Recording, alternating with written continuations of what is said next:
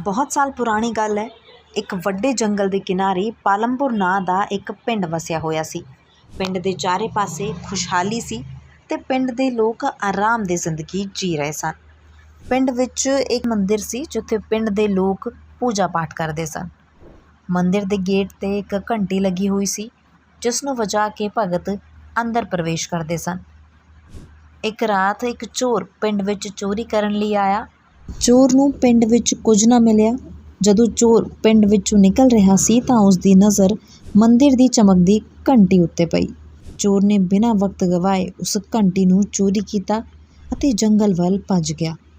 ਜੰਗਲ ਵਿੱਚ ਚੋਰ ਬਿਨਾਂ ਰੁਕੇ ਭੱਜੀ ਜਾ ਰਿਹਾ ਸੀ। ਭੱਜਣ ਦੀ ਆਵਾਜ਼ ਨਾਲ ਘੰਟੀ ਦੀ ਆਵਾਜ਼ ਵੀ ਦੂਰ ਦੂਰ ਤੱਕ ਸੁਣਾਈ ਦੇ ਰਹੀ ਸੀ। ਘੰਟੀ ਦੀ ਆਵਾਜ਼ ਜੰਗਲ ਵਿੱਚ ਘੁੰਮ ਰਹੇ ਸ਼ੇਰ ਦੇ ਕੰਨਾਂ ਦੇ ਵਿੱਚ ਪੈ ਗਈ। ਹੁਣ ਸ਼ੇਰ ਉਸ ਆਵਾਜ਼ ਦਾ ਪਿੱਛਾ ਕਰਨ ਲੱਗ ਪਿਆ। ਪਿੰਡ ਤੋਂ ਲੈ ਕੇ ਜੰਗਲ ਤੱਕ ਦੌੜ ਦੌੜ ਕੇ ਚੋਰ ਬਹੁਤ ਥੱਕ ਚੁੱਕਾ ਸੀ। ਆਰਾਮ ਕਰਨ ਲਈ ਉਹ ਇੱਕ ਦਰਖਤ ਹੇਠਾਂ ਬੈਠਾ। ਆਵਾਜ਼ ਦਾ ਪਿੱਛਾ ਕਰਦੇ ਕਰਦੇ ਸ਼ੇਰ ਵੀ ਉੱਥੇ ਪਹੁੰਚ ਗਿਆ।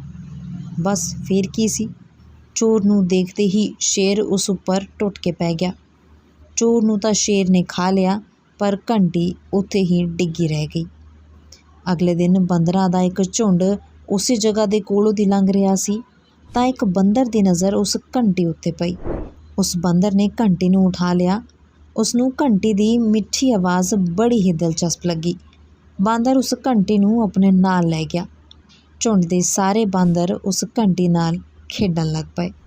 ਅਕਸਰ ਰਾਤ ਦੇ ਸਮੇਂ ਸਾਰੇ ਬਾਂਦਰ ਇਕੱਠੇ ਹੁੰਦੇ ਅਤੇ ਘੰਟੀ ਵਜਾ ਕੇ ਆਪਸ ਵਿੱਚ ਖੇਡਦੇ ਰਹਿੰਦੇ। ਰਾਤ ਦੇ ਸਮੇਂ ਜੰਗਲ ਤੋਂ ਆਉਣ ਵਾਲੀ ਘੰਟੀ ਦੀ ਆਵਾਜ਼ ਨੂੰ ਜਦੋਂ ਪਿੰਡ ਦੇ ਲੋਕਾਂ ਨੇ ਸੁਣਿਆ ਤਾਂ ਉਹਨਾਂ ਨੂੰ ਬਹੁਤ ਅਜੀਬ ਲੱਗਿਆ। ਪਿੰਡ ਦੇ ਲੋਕ ਸੋਚਣ ਲੱਗੇ ਕਿ ਕਿਤੇ ਜੰਗਲ ਦੇ ਵਿੱਚ ਕੋਈ ਭੂਤ ਪ੍ਰੇਤ ਦੀ ਆਤਮਾ ਤਾਂ ਨਹੀਂ ਹੈ ਜੋ ਰੋਜ਼ ਰਾਤ ਨੂੰ ਘੰਟੀ ਵਜਾਉਂਦੀ ਹੈ। ਆਖਿਰ ਇੱਕ ਦਿਨ ਸਾਰਿਆਂ ਨੇ ਫੈਸਲਾ ਕੀਤਾ ਕਿ ਸਾਰੇ ਮਿਲ ਕੇ ਜੰਗਲ ਦੇ ਵਿੱਚ ਜਾਣਗੇ ਅਤੇ ਪਤਾ ਕਰਨਗੇ ਕਿ ਰਾਤ ਨੂੰ ਘੰਟੀ ਦੀ ਆਵਾਜ਼ ਕਿੱਥੋਂ ਆਉਂਦੀ ਹੈ। ਉਹਨਾਂ ਨੇ ਪਿੰਡ ਦੇ ਜਵਾਨ ਹੱਟੇ ਕੱਟੇ ਲੜਕਿਆਂ ਨੂੰ ਤਿਆਰ ਕਰਕੇ ਜੰਗਲ ਦੇ ਵਿੱਚ ਭੇਜਿਆ। ਜਦੋਂ ਉਹ ਜੰਗਲ ਦੇ ਵਿੱਚ ਗਏ ਤਾਂ ਉਹਨਾਂ ਨੂੰ ਝਾੜੀਆਂ ਦੇ ਕੋਲ ਚੋਰ ਦਾ ਕੰਕਾਲ ਦਿਖਾਈ ਦਿੱਤਾ। ਕੰਕਾਲ ਦੇਖਦੇ ਹੀ ਲੜਕਿਆਂ ਨੇ ਨਾ ਇੱਧਰ ਦੇਖਿਆ ਨਾ ਉੱਧਰ ਦੇਖਿਆ। ਬਿਨਾਂ ਕਿਤੇ ਰੁਕੇ ਸਿੱਧਾ ਦੌੜਦੇ ਹੋਏ ਪਿੰਡ ਪਹੁੰਚੇ। ਉਹਨਾਂ ਨੇ ਪਿੰਡ ਵਾਪਸ ਆ ਕੇ ਦੱਸਿਆ ਕਿ ਜੰਗਲ ਦੇ ਵਿੱਚ ਕੋਈ ਪ੍ਰੇਤ ਆਤਮਾ ਰਹਿੰਦੀ ਹੈ ਜੋ ਲੋਕਾਂ ਦਾ ਖੂਨ ਕਰਦੀ ਹੈ ਅਤੇ ਬਾਅਦ ਦੇ ਵਿੱਚ ਘੰਟੀ ਵੀ ਵਜਾਉਂਦੀ ਹੈ। ਪਿੰਡ ਵਾਲਿਆਂ ਨੇ ਬਿਨਾਂ ਕੁਝ ਸੋਚੇ ਸਮਝੇ ਉਹਨਾਂ ਦੀਆਂ ਗੱਲਾਂ 'ਤੇ ਯਕੀਨ ਕਰ ਲਿਆ। ਇਹ ਗੱਲ ਪੂਰੇ ਪਿੰਡ ਦੇ ਵਿੱਚ ਜੰਗਲ ਦੀ ਅੱਗ ਵਾਂਗ ਫੈਲ ਗਈ। ਪਿੰਡ ਵਿੱਚ ਡਰ ਦਾ ਮਾਹੌਲ ਬਣ ਗਿਆ। ਹੁਣ ਸ਼ਾਮ ਹੁੰਦੇ ਹੀ ਸਾਰੇ ਆਪਣੇ ਆਪਣੇ ਘਰਾਂ ਦੇ ਵਿੱਚ ਬੰਦ ਹੋ ਜਾਂਦੇ। ਇਸ ਤਰ੍ਹਾਂ ਖੁਦ ਨੂੰ ਬੰਦ ਕਰਕੇ ਪਿੰਡ ਵਾਲਿਆਂ ਦਾ ਕੰਮ ਤਾਂ ਨਹੀਂ ਚੱਲ ਸਕਦਾ ਸੀ। ਇਸ ਲਈ ਬਹੁਤ ਸਾਰੇ ਲੋਕ ਪਿੰਡ ਛੱਡ ਕੇ ਦੂਸਰੀ ਜਗ੍ਹਾ ਵਸਣ ਲੱਗ ਪਏ। ਜਦੋਂ ਰਾਜ ਦੇ ਰਾਜੇ ਨੂੰ ਇਸ ਗੱਲ ਦਾ ਪਤਾ ਲੱਗਿਆ ਕਿ ਉਸ ਦੇ ਰਾਜ ਦੇ ਵਿੱਚ ਇੱਕ ਪਿੰਡ ਦੇ ਲੋਕ ਉੱਥੋਂ ਨੱਠ ਰਹੇ ਹਨ ਅਤੇ ਉਸਨੇ ਪੂਰੇ ਪਿੰਡ ਦੇ ਵਿੱਚ ਐਲਾਨ ਕਰਵਾ ਦਿੱਤਾ ਕਿ ਜੋ ਆਦਮੀ ਜੰਗਲ ਦੇ ਵਿੱਚ ਭਟਕ ਰਹੀ ਪ੍ਰੇਤ ਆਤਮਾ ਨੂੰ ਭਜਾ ਦੇਵੇਗਾ ਉਸ ਨੂੰ 1000 ਸੋਨੇ ਦੀਆਂ ਅਸ਼ਰਫੀਆਂ ਦਾ ਇਨਾਮ ਦਿੱਤਾ ਜਾਵੇਗਾ। ਰਾਜੇ ਦਾ ਇਹ ਐਲਾਨ ਉਸ ਪਿੰਡ ਦੇ ਵਿੱਚ ਰਹਿਣ ਵਾਲੀ ਇੱਕ ਬੁੱਢੀ ਔਰਤ ਨੇ ਸੁਣ ਲਿਆ। ਉਸਨੇ ਵਿਸ਼ਵਾਸ ਕੀਤਾ ਕਿ ਆਤਮਾ ਦੀ ਗੱਲ ਸਿਰਫ ਅਫਵਾਹ ਹੈ। ਇੱਕ ਦਿਨ ਉਹ ਜੰਗਲ ਦੇ ਵਿੱਚ ਇਕੱਲੀ ਹੀ ਤੁਰ ਪਈ। ਬੁੱਢੀ ਔਰਤ ਉਸ ਦਿਸ਼ਾ ਵੱਲ ਤੁਰ ਪਈ ਜਿੱਥੋਂ ਘੰਟੀ ਦੀ ਆਵਾਜ਼ ਆ ਰਹੀ ਸੀ। ਕਾਫੀ ਦੇਰ ਬਾਅਦ ਉਸਨੇ ਬਾਂਦਰਾਂ ਦੇ ਝੁੰਡ ਨੂੰ ਘੰਟੀ ਵਜਾਉਂਦੇ ਹੋਏ ਦੇਖਿਆ। ਰਾਤ ਨੂੰ ਘੰਟੀ ਵੱਜਣ ਦੀ ਆਵਾਜ਼ ਦਾ ਭੇਦ ਬੁੱਢੀ ਔਰਤ ਨੂੰ ਪਤਾ ਲੱਗਿਆ ਸੀ ਅਤੇ ਉਹ ਪਿੰਡ ਵਾਪਸ ਆ ਗਈ। ਅਗਲੇ ਦਿਨ ਉਹ ਰਾਜੇ ਨੂੰ ਮਿਲਣ ਗਈ। ਬੁੱਢੀ ਔਰਤ ਨੇ ਰਾਜੇ ਨੂੰ ਕਿਹਾ ਕਿ ਮਹਾਰਾਜ, ਮੈਂ ਜੰਗਲ ਦੇ ਵਿੱਚ ਭਟਕਦੀਆਂ ਆਤਮਾਵਾਂ ਨੂੰ ਭਜਾ ਸਕਦੀ ਹਾਂ। ਰਾਜਾ ਉਸ ਦੀ ਗੱਲ ਸੁਣ ਕੇ ਬਹੁਤ ਖੁਸ਼ ਹੋਇਆ। ਬੁੱਢੀ ਔਰਤ ਨੇ ਕਿਹਾ, ਮਹਾਰਾਜ, ਭੂਤ ਆਤਮਾ ਨੂੰ ਉੱਥੋਂ ਭਜਾਉਣ ਦੇ ਲਈ ਪੂਜਾ ਕਰਨੀ ਪਵੇਗੀ ਅਤੇ ਇਸ ਦੇ ਲਈ ਮੈਨੂੰ ਕੁਝ ਪੈਸਿਆਂ ਦੀ ਜ਼ਰੂਰਤ ਪਵੇਗੀ।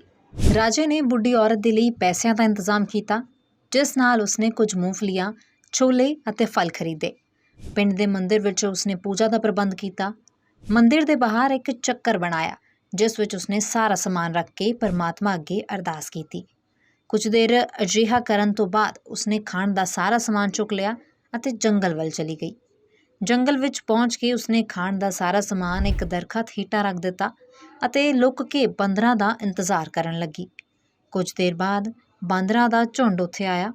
ਜਦੋਂ ਉਹਨਾਂ ਨੇ ਖਾਣ ਵਾਲੀਆਂ ਬਹੁਤ ਸਾਰੀਆਂ ਚੀਜ਼ਾਂ ਦੇਖੀਆਂ ਤਾਂ ਉਹਨਾਂ ਨੇ ਘੰਟੀ ਨੂੰ ਇੱਕ ਪਾਸੇ ਸੁੱਟ ਦਿੱਤਾ ਅਤੇ ਆਪ ਖਾਣ ਵੱਲ ਭੱਜੇ। ਬਾਂਦਰ ਮੂੰਗਫਲੀਆਂ, ਛੋਲੇ ਅਤੇ ਫਲ ਖਾ ਕੇ ਮਜ਼ੇ ਕਰਨ ਲੱਗ ਪਏ। ਉਦੋਂ ਹੀ ਬੁੱਢੀ ਔਰਤ ਨੇ ਉੱਥੋਂ ਘੰਟੀ ਚੁੱਕੀ ਅਤੇ ਰਾਜੇ ਦੇ ਮਹਿਲ ਵਿੱਚ ਆ ਗਈ। ਘੰਟੀ ਰਾਜੇ ਨੂੰ ਸੌਂਪਦਿਆਂ ਉਸਨੇ ਕਿਹਾ ਕਿ ਮਹਾਰਾਜ, ਉਹ ਪ੍ਰੀਤ ਆਤਮਾ ਇਸ ਘੰਟੀ ਨੂੰ ਛੱਡ ਕੇ ਜੰਗਲ ਤੋਂ ਭੱਜ ਗਈ ਹੈ। ਪਿੰਡ ਵਾਸੀਆਂ ਨੂੰ ਹੁਣ ਡਰਨ ਦੀ ਕੋਈ ਲੋੜ ਨਹੀਂ ਹੈ। ਰਾਜਾ ਬੁੱਢੀ ਔਰਤ ਦੀ ਬਹਾਦਰੀ ਤੋਂ ਬਹੁਤ ਖੁਸ਼ ਹੋਇਆ। ਉਸਨੇ ਬੁੱਢੀ ਔਰਤ ਨੂੰ ਇਨਾਮ ਦੇ ਕੇ ਵਿਦਾ ਕਰ ਦਿੱਤਾ। ਉਸ ਦਿਨ ਤੋਂ ਬਾਅਦ ਪਿੰਡ ਵਾਲਿਆਂ ਨੇ ਕਦੇ ਘੰਟੀ ਦੀ ਆਵਾਜ਼ ਨਹੀਂ ਸੁਣੀ ਅਤੇ ਫਿਰ ਖੁਸ਼ੀ ਨਾਲ ਰਹਿਣ ਲੱਗ ਪਏ।